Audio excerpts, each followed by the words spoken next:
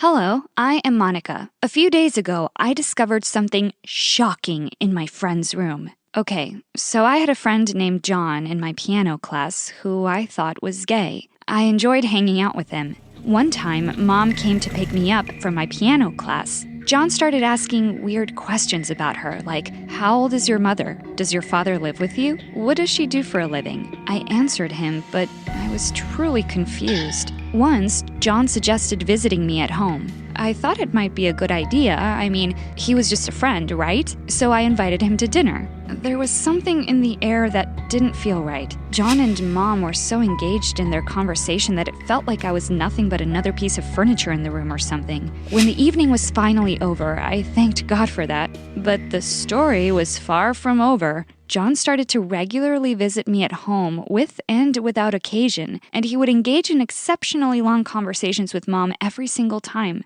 It was really frustrating. From Mom's side, she thought that John was a little weird, but also that he was a polite kid.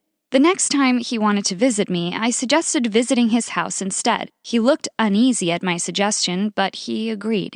In his room, I noticed something odd. The walls were covered in posters of old ladies in short skirts. John went outside for a minute to bring us something to eat, and my curiosity pressed me to look into his closet to explore what might be in a gay guy's room. But what I found was nothing short of astonishing. His closet was full of women's panties, and not any panties. They were my mother's. I had absolutely no doubt about it. They were hers. When he returned to the room, I told him I had an urgent matter back home. I apologized and left his place with 1,000 questions in my mind.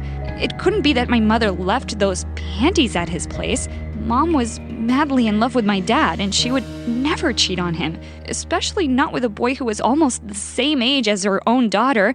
And like I said, she thought he was weird. I rushed back home and went straight to my mother, asking her if she'd noticed anything missing lately. And guess what? She told me that she didn't know where her panties were vanishing to.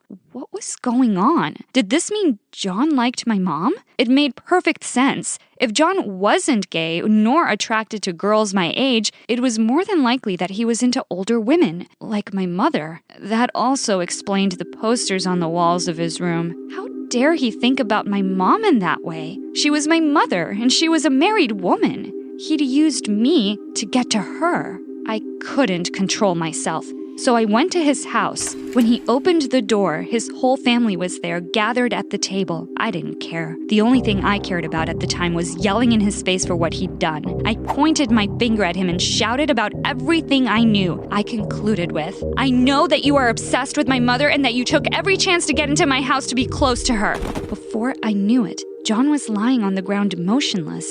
I'd barely finished my last sentence, and his mom started screaming at the top of her lungs. His dad called an ambulance, which carried him to the hospital. I later learned that John had a breathing condition, and that when I faced him with the truth that he'd carefully hidden from everybody, especially his parents, he couldn't stand it and passed out. I don't know what to feel. I wish him a speedy recovery, but I don't regret what I did. Tell me what you think in the comments.